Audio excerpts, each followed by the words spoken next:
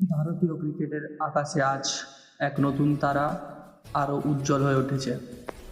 শুভমন গিল, ভারতের এই তরুণ প্রতিভা তার আন্তর্জাতিক কেরিয়ারের শুরু থেকে এখনও পর্যন্ত দ্বিতীয় সর্বোচ্চ সংখ্যক শতরান অর্জন করেছেন। জানেন কি গিলের এই অসাধারণ কাঠামো রোহিত শর্মাকে ছাড়াই দ্বিতীয় স্থানে? চলুন এই অবিশ্বাস্য অর্জন বিস্তৃত জানি। 2019 সালে জানুয়ারিতে নিউজিল্যান্ডের বিপক্ষে ডেবিউ করার পর থেকে শুভমন গিল মাত্র 154টা ইনিংসে 19টি আন্তর্জাতিক শতরান স্ম্যাশ করেছেন। এটি ভারতের জন্য দ্বিতীয় সর্বোচ্চ।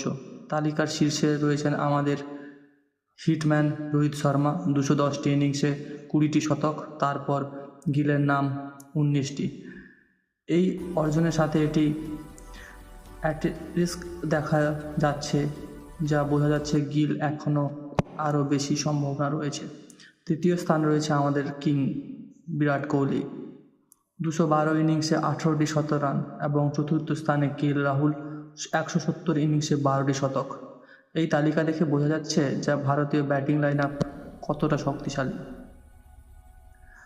শুভমন গিলের এই যাত্রা সত্যি অনুপ্রেরণাদায়ক। ডেবিউ থেকে এখনও পর্যন্ত টেস্টে 10টি, ওডিআইতে 8টি এবং টি-20তে 1টি শতক। 2025 সালে তো তিনি 5টি টেস্ট শতক স্ম্যাশ করেছেন।